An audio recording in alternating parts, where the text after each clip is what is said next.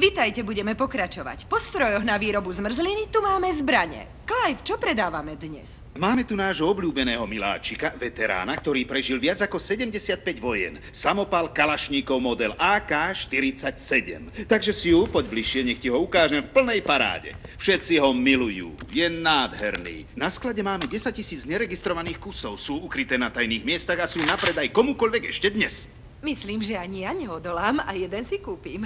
Priatelia, telefónne linky sú voľné, neváhajte a volajte. Ak zavoláte v priebehu hodiny, pri každom nákupe dostanete ako darček sadu nábojov na celý rok zdarma. Ako môžete platiť? Prijímame hotovosť, platby na bankové účty v daňových rajoch, alebo aj diamanty. A nemôžem sa pri takomto nákupe dostať do problémov? Nemusíte si robiť žiadne starosti. Kúpiť samopal nie je vôbec ťažké. Vieš, pravidlá regulujúce obchod so zbraňami sú také nedokonalé, že sa nemusíte ničoho báť. Dobre vedieť, to je výhoda obchodu so zbraňami. Ak sa pýtate, či obsluha tohto samopalu nie je zložitá, tak vás uisťujem, že vaše obavy sú zbytočné.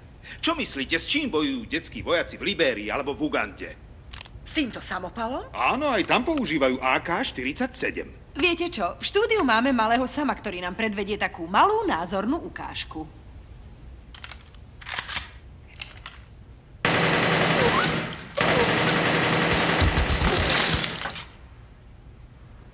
Wow, to je úžasné. Ak sa vám naše strieľanie zapáčilo, neváhajte a volajte. Ja si myslím, že to bolo veľmi pôsobivé. Pozri, hlava, pľúca, srdce, samé smrteľné zásahy, fantastické.